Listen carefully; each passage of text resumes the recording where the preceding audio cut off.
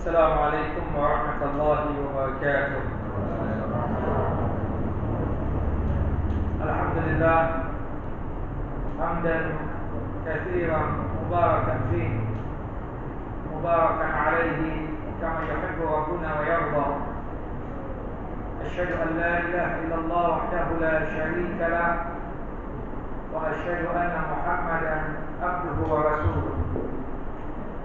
ولقد قال الله تعالى في القرآن العظيم: يا أيها الذين آمنوا اتقوا الله حق تقاته ولا تموتن إلا وأنتم مسلمون. وبعد، فبشرح صدري ويسر لي أمري واحلل عقدة من لساني يفقهوا قولي. اللهم إنا نسألك خير هذه الليلة وخير ما بعدها، وأعوذ بك من شر ما في هذه الليلة وشر ما بعدها. إخواني وأخواتي في الدين، أعزني وأعزكم الله. Bapak dan Ibu yang dimuliakan oleh Allah Subhanahu wa taala, melanjutkan membahas kita dan kajian kita, pembacaan kitab Sifat Salat Nabi sallallahu alaihi wasallam karya Syekh Al-Allamah Al-Muhaddis fi hadzal asr Muhammad Nasiruddin Al-Albani. Pada kesempatan yang lalu kita berhenti pada permasalahan i'tidal, yang dimana kita tahu berkaitan tentang masalah i'tidal, yang dimana seseorang ketika bangkit dari rukunya, maka hendaknya dia tersebut untuk mengucapkan tasmi' sekaligus tahmid. Tasmi' itu adalah ucapan sami Allahu liman hamidah, sedangkan tahmid adalah ucapan seorang hamba Rabbana walakal hamd. Di dalam masalah tasmi' dan tahmid ini, para ulama sepakat untuk imam dan untuk orang yang sholat sendirian, hendaknya mereka tersebut membaca tasmi' dan tahmid tersebut sama kedudukannya seperti surat Al-Fatihah.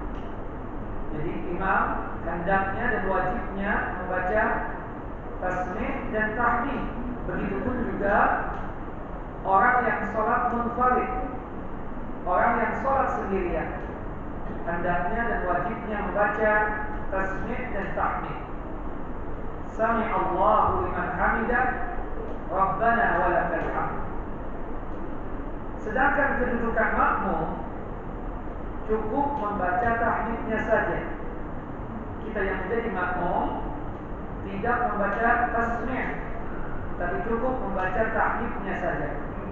Ketika imam bangkit dari rukunya, membaca sami Allahu liman hamidah, maka kita sebagai makmum cuma membaca Rabbana walakal hamd dan diteruskan dengan doa-doa yang lainnya.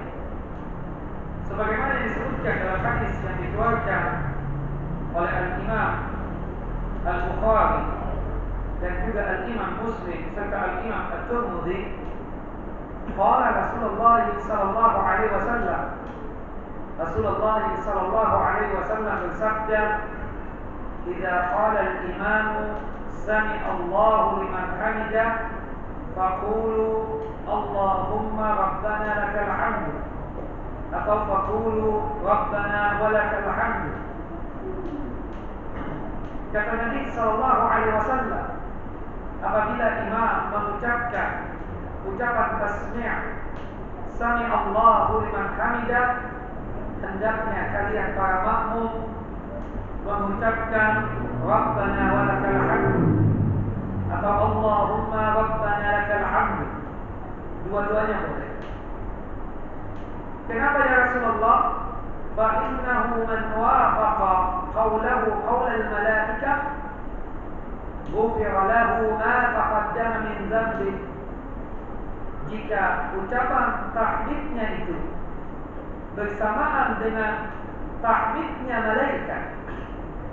Jadi jika ucapan kita sebagai makmum Rabbana walakal hamdu bersamaan, berbarengan dengan tahmidnya malaikat, maka dipastikan dosa-dosa kita diampuni oleh Allah Subhanahu wa taala. Dan salah satu doa ruku tersebut, doa iktidal tersebut adalah membaca Rabbana walakal hamdu. Ada beberapa doa yang diajarkan oleh Nabi SAW pada saat iktidal. Di antaranya Nabi SAW juga menambahkan dengan doa seperti ini: Mil'us samawati wa mil'ul ardi wa mil'u ma syi'ta min syai'in ba'd, atau mil'us samawati wa mil'ul ardi wa ma bainahuma wa mil'u ma syi'ta min syai'in ba'd, ahlus sanati wal majd, la mani'a lima a'taita wa la mu'tiya lima mana'ta wa la yanfa'u dzal jaddi minkal jadd. Nah, itu diantara doa iktidal. Ada lagi doa yang hampir mirip dengan doa tersebut. Ketika kita sudah membaca Rabbana walakal hamdu, disambung dengan doa mil'us samawati wa mil'ul ardi wa mil'u ma syi'ta min syai'in ba'd, ahlus sanai wal majd, ahaqqu ma qala al-abdu wa kulluna laka 'abdun, Allahumma la mani'a lima a'taita wa la mu'tiya lima mana'ta wa la yanfa'u dzal jaddi minkal jadd. Kadang-kadang Nabi SAW ketika malam, salat malam, salat tahajud atau salat qiyamul lail, Nabi SAW yang dimana iktidalnya itu begitu luar biasa lamanya. Iktidalnya sebagaimana paling sedikitnya seperti membaca 100 ayat. Rasulullah cuma membaca setelah mengucapkan tasmi' dan tahmid, Sami Allahu liman hamidah, Rabbana walakal hamdu. Kemudian Rasulullah membaca Ya Rabbil hamdu, Ya Rabbil hamdu, Ya Rabbil hamdu, Ya Rabbil hamdu, terus menerus. Itu waktu iktidal. Yukarriru dzalika hatta kana qiyamuhu nahwan min wuqu'il ladzi kana qariban min qiyamil awwal wa kana qara'a fihi suratul Baqarah. Rasulullah mengulang-ulang bacaan li rabbil hamdu li rabbil hamdu pada saat iktidal, yang dimana kita tahu salat malamnya Rasulullah SAW berkaitan dengan ruku, berkaitan dengan berdirinya Rasul iktidal, ya, itu sama seperti ketika beliau berdiri membaca surah setelah Al-Fatihah. Bahkan Rasulullah ketika sholat malam pernah membaca surah Al-Baqarah habis seluruhnya. Ya, Al-Baqarah itu isinya 2 juz setengah. Bayangkan berdiri dalam posisi iktidal, li rabbil hamdu, li rabbil hamdu, membaca doa itu tadi, itu seperti membaca surah Al-Baqarah lamanya. Hadis ini sahih, dikeluarkan oleh Al-Imam Abu Dawud dan Nasa'i dengan sanad yang sahih dan disahihkan oleh Syekh Nasir Al-Albani dalam kitab Sifat Salat Nabi ini, dan juga dalam kitab beliau Irwaul Ghalil pada nomor hadis 335. Di antara doa iktidal juga, setelah kita mengucapkan Sami Allahu liman hamidah, Rabbana walakal hamdu, kita pun menambah dengan ucapan hamdan katsiran tayyiban mubarakan fi mubarakan alaihi kama yuhibbu rabbuna wa yarda. Rabbana walakal hamdu hamdan katsiran tayyiban mubarakan fi mubarakan alaihi kama yuhibbu rabbuna wa yarda. Doa ini ada salah seorang sahabat yang selalu membaca doa ini ketika iktidal. Ketika Rasulullah SAW mengucapkan tasmih Sami Allahu liman hamidah, Rasulullah mendengar ada sahabatnya yang membaca doa itu tadi ketika iktidal. Rabbana walakal hamdu hamdan katsiran tayyiban mubarakan fi mubarakan alaihi kama yuhibbu rabbuna wa yarda. Rasulullah habis selesai salat bertanya, manil mutakallimu anifan? Siapa yang membaca doa itu tadi? Doa yang sangat luar biasa bagusnya. Faqala rajul, kemudian ada sahabat yang mengacungkan tangannya atau berdiri, ana ya Rasulullah, aku yang membaca doa itu tadi. Hamdan katsiran tayyiban mubarakan fi mubarakan alaihi kama yuhibbu rabbuna wa yarda. Faqala Rasulullah sallallahu alaihi wasallam, Rasulullah pun berkomentar bagaimana fadilah doa itu tadi. Laqad ra'aitu bid'atan wa thalathina malakan yaftatihunaha ayyuhum yaktabuha awwalan. Kata Nabi SAW tadi, aku melihat kurang lebih ada 30 malaikat berebut untuk mengambil itu doa, untuk mengambil itu bacaan. Siapa di antara mereka yang paling dulu untuk mencatatnya, mencatat kebaikan dia pada saat iktidal membaca doa hamdan katsiran tayyiban mubarakan fihi mubarakan alaihi kama yuhibbu rabbuna wa yarda. Ala kulli hal, ikhwan fi din, a'azani wa a'azakumullah, bahwasannya ketika iktidal tersebut kita hendaknya membaca doa, ada sekitar 10 doa tadi yang diajarkan oleh Nabi SAW berkaitan tentang doa iktidal. Dan ketika iktidal kita diwajibkan untuk itmi'nan fi tumanina, tenang, dan posisi kita lurus. Para ulama berdebat tentang khilafnya mereka tentang posisi kedua tangan ini. Apakah kedua tangan ini ketika iktidal dalam kondisi dilepas sebagaimana sebelum sholat, ataukah kedua tangan ini diletakkan di atas dada lagi? Sami Allahu liman hamidah Rabbana walakal hamd, kemudian di atas diletakkan di atas dada lagi. Yang sahih, yang benar, dua-duanya. Bagi kita yang ingin lepas setelah mengucapkan Sami Allahu liman hamidah Rabbana walakal hamdu, boleh.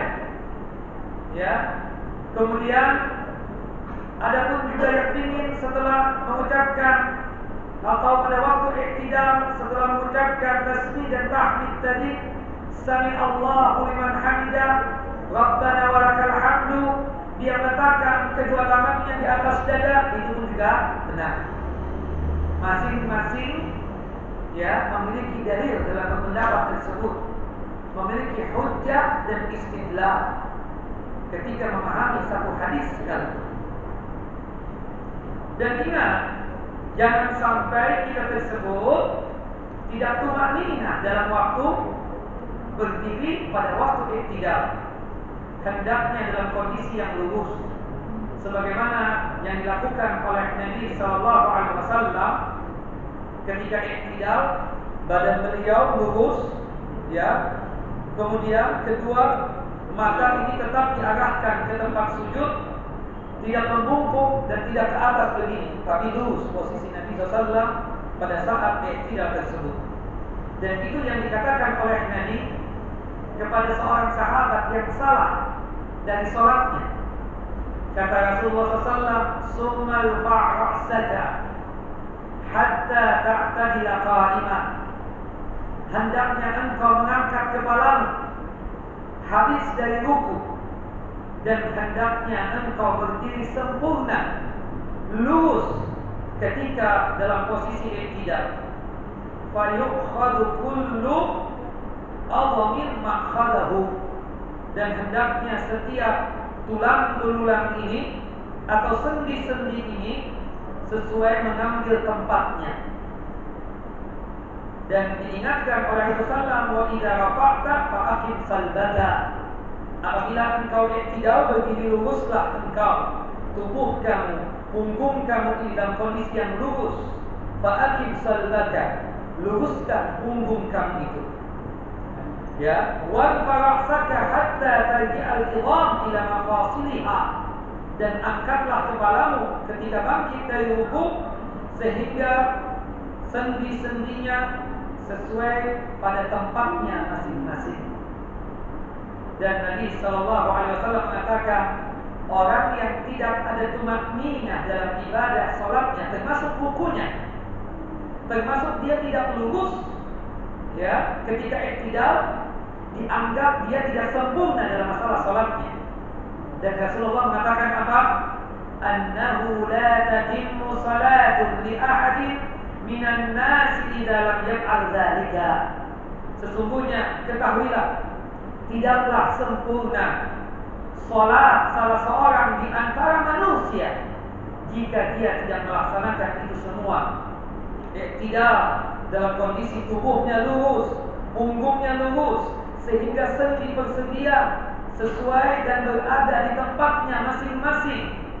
Kemudian juga hendaknya ketika dia i'tidal tersebut dalam kondisi yang tumakninah, disitulah nanti sholatnya sempurna. Dan kata Nabi SAW dalam hadis yang lain, hadis yang dikeluarkan oleh Imam Ahmad dan Tabarani dengan sanad yang sahih di dalam kitab Al-Imam At-Tabarani dalam kitab Al-Kabir, dikatakan, la yanzuru Allahu azza wa jalla ila salati 'abdin la yuqimu salbahu baina ruku'iha wa sujudiha. Sesungguhnya Allah Jalla Jalaluh, atau Allah Azza wa Jalla, Allah yang maha perkasa lagi maha mulia, tidaklah melihat salat seorang hamba yang dimana ketika dia i'tidal, ya, punggungnya ini tidak lurus. Ketika dia mengangkat tubuhnya dari ruku, ya, tubuhnya tersebut atau punggungnya tersebut tidak lurus. Tidaklah Allah melihat salat seorang hamba yang dimana punggungnya tersebut tidaklah lurus pada saat dia berada di antara ruku dan sujud, yaitu i'tidal. Nah, setelah itu, setelah melaksanakan i'tidal, baru kita sujud. Dan Allah Subhanahu wa taala menyatakan bahwasanya sujud ini termasuk daripada arkanus shalah, termasuk rukun salat, sebagaimana ruku. Kata Allah Subhanahu wa taala, warka'u wasjudu, dan rukulah kalian dan sujudlah kalian. Orang yang sengaja meninggalkan sujud, maka salatnya tersebut tidak sah. Jika dia kelupaan, lupa akan sujud, maka sempurnakanlah salatnya. Nanti ketika dia selesai dari salatnya itu salam, dia melakukan sujud sahwi 2 kali sujud, kemudian salam lagi. Kemudian bagaimana ketika sujud tersebut? Bapak Ibu, ketika kita sujud, ketika kita turun untuk melakukan sujud, yang mana yang lebih duluan untuk menempel di tanah, menempel di karpet, menempel di lantai? Apakah tangan dulu ataukah lutut dulu? Tangan dulu, lutut dulu. Itu berbicara tentang satu hadis Nabi SAW. Ada 2 hadis atau satu hadis, tapi perawinya yaitu Abu Hurairah dan Wa'il bin Hujr menerangkan sesuatu yang berbeda, seakan-akan sesuatu yang berbeda, padahal dua-duanya benar. Hadis Abu Hurairah dan hadis Wa'il bin Hujr, intinya ketika kita tersebut khuru ila sujud, ketika kita turun untuk melakukan sujud, ya, hendaknya turunnya kita ketika sujud tersebut tidak meniru sebagaimana onta ketika turun. Onta ketika turun, kaki mana dulu yang lebih dulu? Kaki depan atau kaki belakang? Yang mana? Dalam hadis disebutkan, "Idza sajada ahadukum fala yadruk kama yadrukul ba'ir." Apabila kalian turun untuk melakukan sujud, maka salah seorang di antara kalian yang mau sujud tersebut, janganlah dia turun untuk melakukan sujud sebagaimana turunnya onta. Hadis Abu Hurairah mengatakan, tangan dulu baru lutut. Wal yadha yadayhi qabla rukbatayhi. Hendaknya dia meletakkan kedua tangan sebelum meletakkan kedua lutut di lantai atau di sajadah. Sedangkan hadis Wa'il bin Hujr konteksnya sama, disuruh untuk menyelisih onta turun. Tapi hadis Wa'il bin Hujr mengatakan wal yadha rukbatayhi qabla yadayhi. Hendaknya meletakkan kedua lutut baru tangan. Yang mana yang benar? Dua-duanya benar. Alasannya? Ya, masing-masing ada dalil, tapi ada alasan. Bapak-bapak, ibu-ibu pernah lihat onta turun?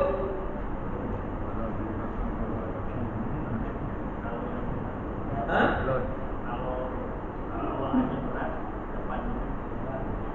Ya. Bukan, salah, antum terbalik.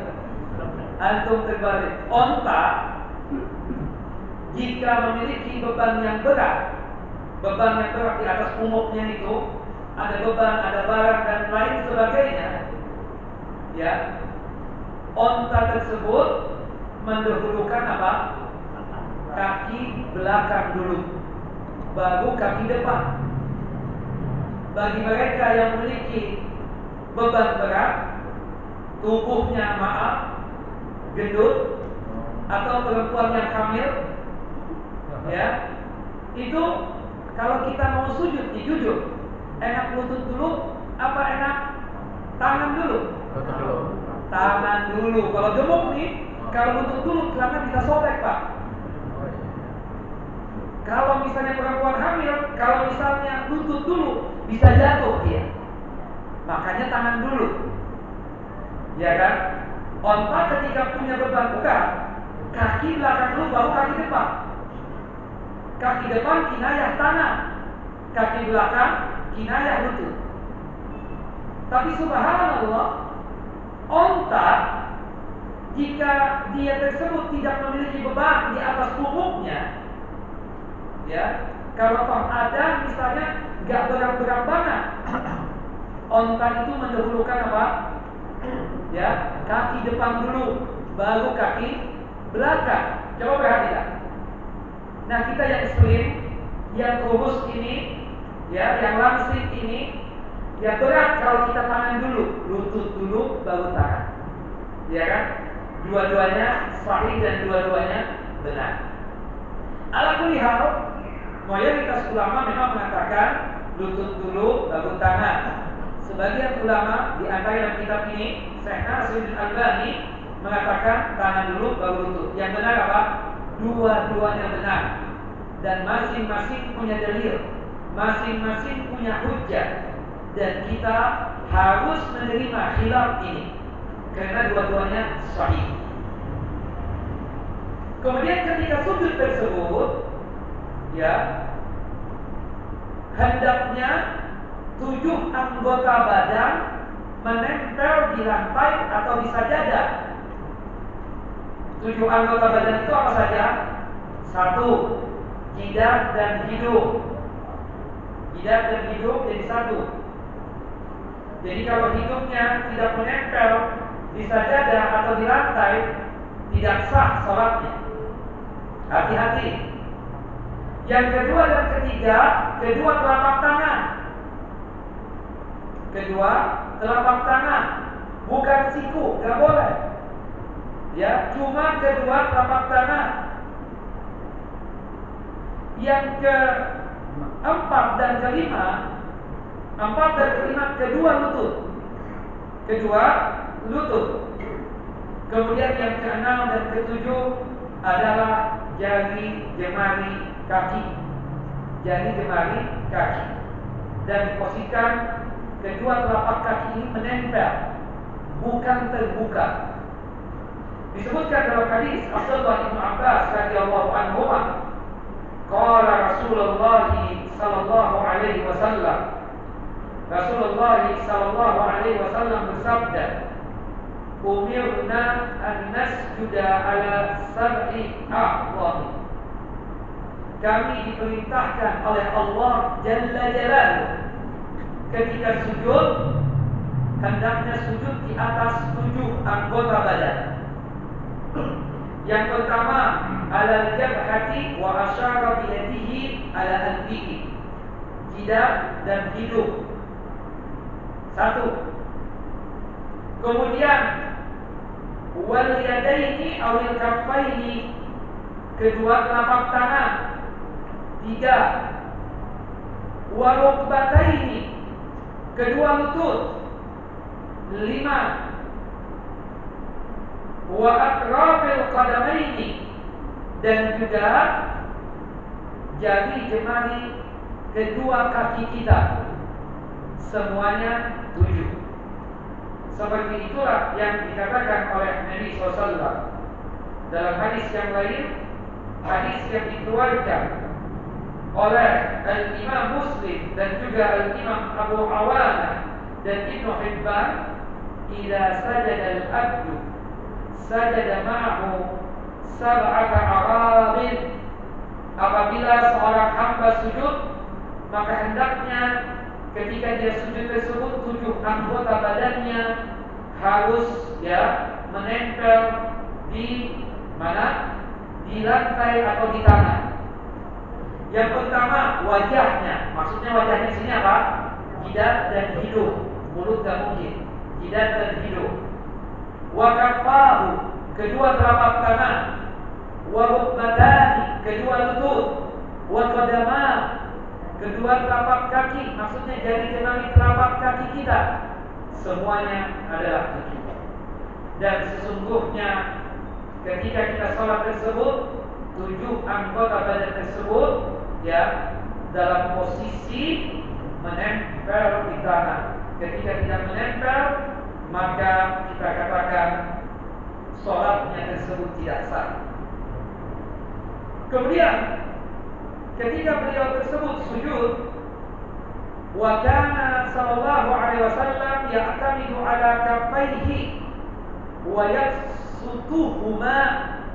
Ketika sujud, beliau menyandarkan kedua telapak tangan, menempelkan kedua telapak tangan dalam posisi kedua telapak tangan ini terbuka. Artinya terbuka itu maksudnya bukan begini menggenggam, tapi terbuka maksudnya seperti ini terbuka, Kemudian ditempelkan di kedua telapak tangan tersebut di atas sajadah atau lantai. Wa yadhummu asabi'ahuma, ingat jari jemarinya tidak boleh terbuka, tapi tertutup ketika kita sujud.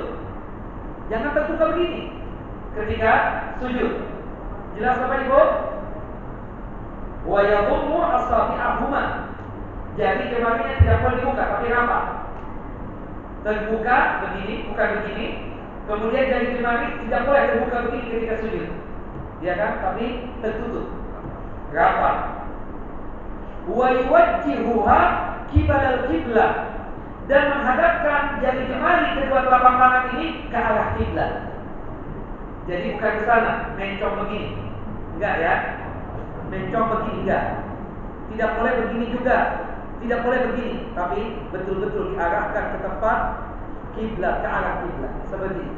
Jadi ketika sujud, betul-betul telapak tangan yang kanan berada di samping kepala ini, yang kanan, telinga yang kanan, Kemudian begitu pun juga telapak tangan yang kiri di samping telinga yang kiri. Wa kana yaj'aluhuma hadwa mankibaihi, dan Nabi sallallahu alaihi wasallam melakukan itu dalam posisi kedua tangan tersebut agak terbuka. Ya, bukan terbuka begini banget ya, tapi begini. Kan terbuka sedikit. Wa ahyanan ya hadwa udhunaihi, kedua telapak tangan ini diletakkan di antara kedua telinga seperti itu. Wa kana sallallahu alaihi wasallam yumakkinu anfahu wa jabhatahu minal ardi, dan Rasulullah ketika sujud jidat dan hidung ini menempel dan kena, ditempelkan, ya, bukan sekedar nempel saja, betul-betul menempel. Ya agak kencang sedikit gak apa-apa, tapi betul-betul menempel, kena jidat dan hidung ini. Ya, apa yang maaf, hidungnya pesek sekalipun tetap menempel, pasti kena juga. Apalagi yang mancung tidak katakan. Yang jelas jidat dan hidung ini menempel di lantai. Jangan sampai sekedarnya. Rasulullah yumakkin anfahu wa jabhatahu. Yumakkin itu betul-betul menekankan dalam penempelan jidat dan hidung ini. Hadis sahih dikeluarkan oleh Al-Imam ya Abu Dawud dan Nasa'i ya dengan sanad yang sahih. Kemudian selanjutnya ketika sujud pun disebutkan di sini, la salata liman la yusibu anfahu minal ard ma yusibu jabir. Tidak ada salat, maksudnya tidak sah salat salah seorang di antara kalian, atau tidak sempurna salat salah seorang di antara kalian, tidak sempurna. La salata ada kemungkinan sah tapi tidak sempurna. Dikenakan apa? Hidungnya tidak menempel di tempat sujud, tidak terkena tanah, tidak terkena sajadah, sebagaimana terkenanya jadi atau jidat ini. Jadi jidat dan hidung ini menempel. Kalau kita misalnya sholat begini, ya, ditutup oleh peci, boleh nggak peci kita kenakan ke sejadah kita? Apakah harus begini supaya jidat ini nempel? Atau harus begini? Hah? Boleh nggak sholat terkena bagian daripada peci kita ini? Boleh Pak. Ini sama saja kita menempelkan jidat kita. Tadi kan 7 anggota badan, salah satunya apa? 2 lutut. Kalau misalnya harus terkena pasti jidat ini atau kedua lutut, kenapa bagian celana kita gak dibolongin? Oh iya. Iya kan? Itu maksudnya. Buktinya kita pakai celana kan sholat, buktinya pakai sarung, buktinya pakai gamis. Kalau lutut itu harus terkena, gak boleh ada penghalang, gak boleh ada kain yang menutupi kedua lutut, gak boleh ada peci yang menutupi jidat, berarti termasuk juga kedua lutut harus dibolongi. Makanya ada peci dari Bangladesh apa Pakistan itu, pecinya di depannya itu terbuka, iya kan? Nah kita katakan nggak apa-apa orang seperti ini atau rambut panjang ketika dia sholat rambutnya pun juga menempel di sajadah di tempat dia sujud, sholatnya sah dan itu dianggap menempelkan jidat dan hidung, sama, nggak ada bedanya. Jadi bukanlah satu hal penghalang kalau seandainya orang pakai peci seperti ini, kemudian ketika sujud pecinya pun juga ikut menempel di tempat sujud, maka kita katakan itu termasuk dari kategori dan bagian menempelkan jidat dan hidung. Bukan tidak boleh yang demikian. Jelas Bapak Ibu? Kemudian selanjutnya kata Nabi sallallahu alaihi wasallam dalam hadis yang lain, ya, kana yumakkinu aidan rukbatayhi wa atrafa qadamaihi. Rasulullah itu menekankan agar kedua lutut itu menempel di tempat sujud. Tekan, betul-betul menempel. Tidak hanya sekedarnya saja, termasuk jari jemari kedua telapak kaki kita menempel, dan jari jemari kedua kaki kita tersebut kita arahkan ke tempat kiblat. Dan ketika sujud, ya, dalil yang mengatakan bahwasanya jari jemari kaki harus mengarah ke tempat kiblat.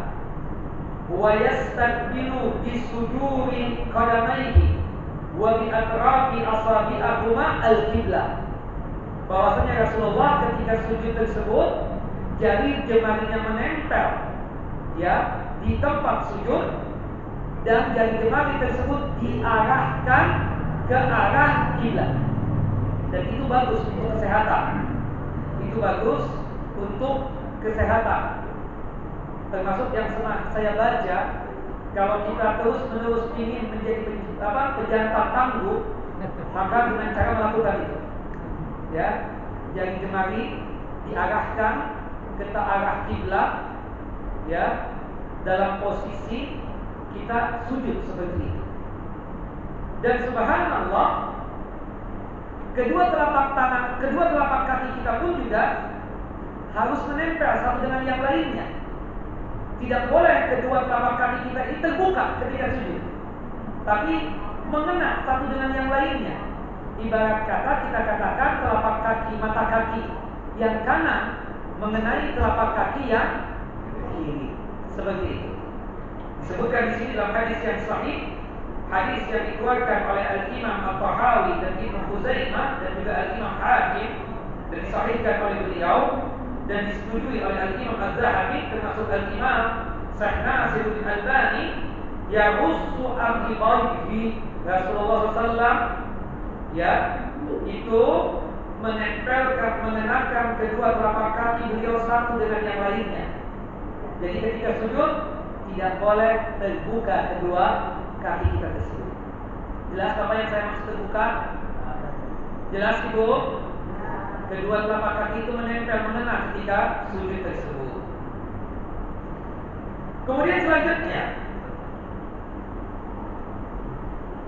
doa, ya, doa sujud, azkar sujud, zikir sujud atau doa sujud, itu ada sekitar 12 bacaan, 12 zikir dari doa sujud tersebut. Yang paling pendeknya apa? Subhanahu wa ta'ala, subhanahu wa ta'ala, subhanahu wa ta'ala. Bagusnya 3 kali. Lebih boleh. Tapi kalau posisi kita imam cukup 3 kali saja.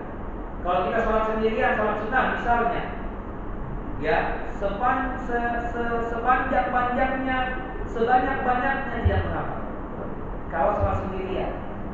Tapi kalau sholat kita menjadi imam, cukup 3 kali saja. Kemudian doa yang kedua ditambah dengan wa bihamdi, subhanahu wa ta'ala wa bihamdi, subhanahu wa ta'ala wa bihamdi, subhanahu wa ta'ala wa bihamdi.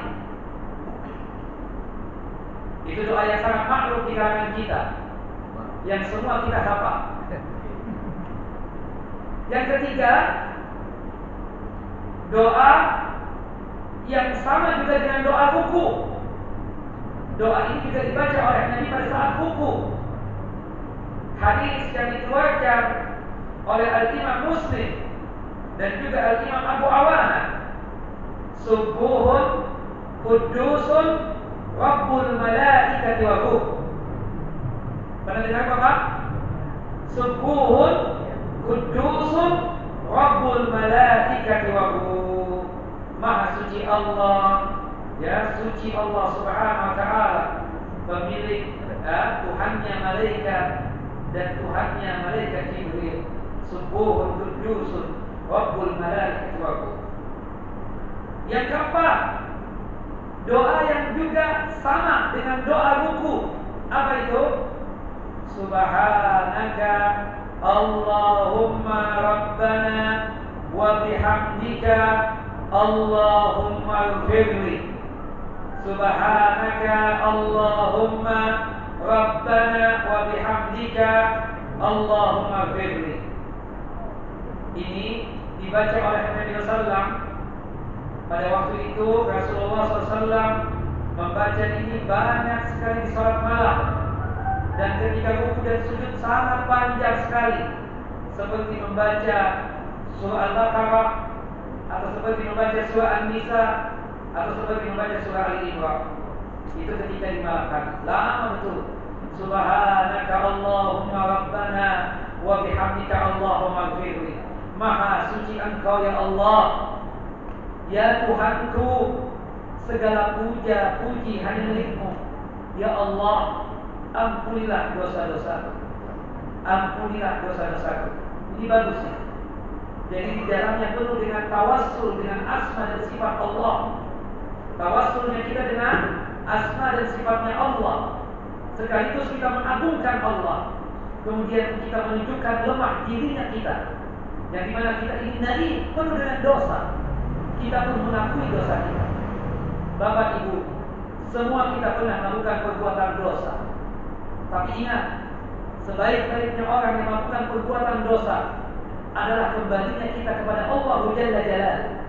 Dan Allah sangat cepat untuk mengampuni dosa kita, sangat cepat mengampuni dosa kita ketika ada penyesalan dari kita, ketika kita tersebut mengakui, memang benar ya Allah, saya melakukan perbuatan dosa itu. Ya Allah, saya melakukan perbuatan dosa ini, dosa itu. Kita sebut dan Allah Maha tahu. Allah segera untuk memberikan ampunan dosa kita ketika kita mau mengakui dosa kita dan kita meminta ampun. Subhanaka Allahumma Rabbana wa bihamdika Allahumma ighfirli. Kemudian doa yang sangat bagus juga ini. Doa yang sangat bagus juga. Allahumma ighfirli dhanbi kullahu wa diqqahu wa jillahu wa awwalahu wa akhirahu wa alaniyatahu wa sirrahu. Ya Allah, ampunilah dosa-dosaku semuanya ya Allah. Ampuni dosaku semuanya. Ini doa sujud ini yang kita jarang untuk membaca doa ini. Ya Allah, ampuni dosaku seluruhnya. Jika aku ada dosa, tolong diampuni.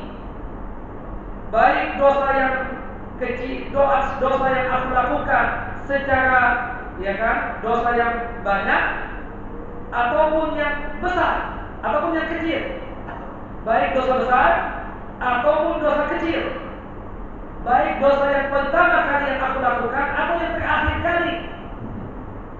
Baik dosa yang aku lakukan secara terang-terangan di hadapan manusia ataupun dosa yang secara rahasia tidak ada manusia, aku melakukan perbuatan dosa. Allahumma ighfirli dhanbi kullahu diqqahu wa jillahu wa awwalahu wa akhirahu wa alaniyatahu wa sirrahu. Bagus. Allahumma ighfirli dhanbi kullahu diqqahu wa jillahu wa awwalahu wa akhirahu wa alaniyatahu wa sirrahu.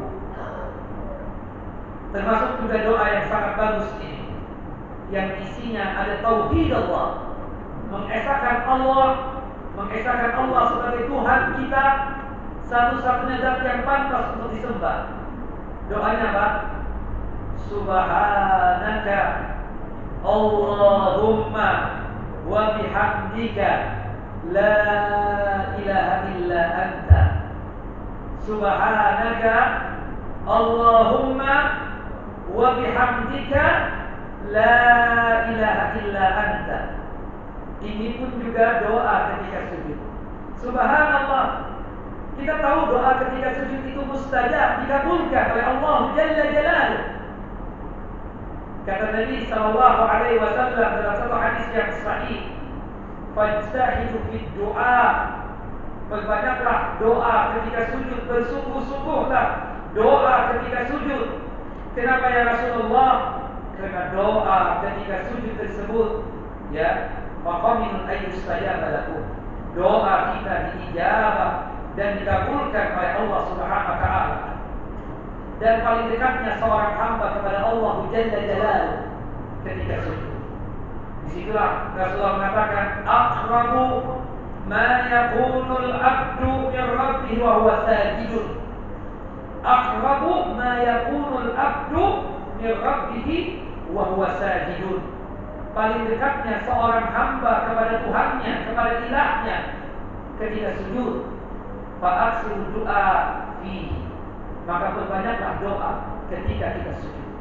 Dan subhanallah, 12 doa sujud yang diajarkan oleh Nabi SAW semuanya isinya doa, pengagungan kepada Allah, pensucian untuk Allah, mentauhidkan untuk Allah. Subhanallah. Di antara subhanaka Allahumma wa bihamdika la ilaha illa anta. Atau soal yang juga cukup pendek, Allahumma ghfirli ma asrartu wa ma a'lantu. Ya Allah, ampunilah dosa-dosaku, dosa yang aku lakukan secara rahasia, tidak ada manusia yang melihat aku, ataupun dosa yang aku lakukan secara terang-terangan di hadapan manusia. Yang jelas Bapak Ibu, kita katakan di sini bahwasannya di dalam sholat tersebut ada 3 tempat yang doa kita diijabah dan dikabulkan oleh Allah Subhanahu wa taala. Yang pertama apa? Sebelum sholat wajib, antara adzan dan iqamah. Berdasarkan hadis dari Anas bin Malik radhiyallahu anhu, qala Rasulullah sallallahu alaihi wasallam, Rasulullah sallallahu alaihi wasallam bersabda, "Ad-du'a bainal adzan wal iqamati la yu'addu." Doa antara adzan dan iqamah tidak bakalan ditolak oleh Allah Subhanahu wa taala. Maka dipastikan doanya seorang hamba sebelum iqamah atau sebelum salat wajib diijabah dan dikabulkan oleh Allah Subhanahu wa taala. Yang kedua, tempat doa terijabah kapan? Ketika sujud. Aqrabu ma yakunul abdu min rabbih wa huwa sajid. Paling dekatnya seorang hamba kepada Allah ketika seorang hamba tersebut sujud kepada Allah. Kita betul-betul menghinakan diri di hadapan Allah Subhanahu wa taala. Kita memohon, meminta kepada Allah. Dipastikan faqaminun ayyustajaba lakum. Doa kita diijabah dan dikabulkan oleh Allah Subhanahu wa taala. Yang ketiga, sebelum salam, setelah tasyahud, salawat Nabi, jangan salam dulu. Doa dulu sebanyak-banyaknya, baru kita salam. Disitulah doa kita juga diijabah dan dikabulkan oleh Allah Subhanahu wa taala. Baik, kita lanjut nanti habis salat Isya berkaitan dengan sesi yang kedua, yaitu tanya jawab. Baik. Wallahu a'lam wa sallallahu alaihi Muhammad wa ala ali Muhammad kama shallaita ala Ibrahim wa ala ali Ibrahim innaka Hamidum Majid wa barik ala Muhammad wa ala ali Muhammad kama barakta ala Ibrahim wa ala ali Ibrahim innaka Hamidum Majid.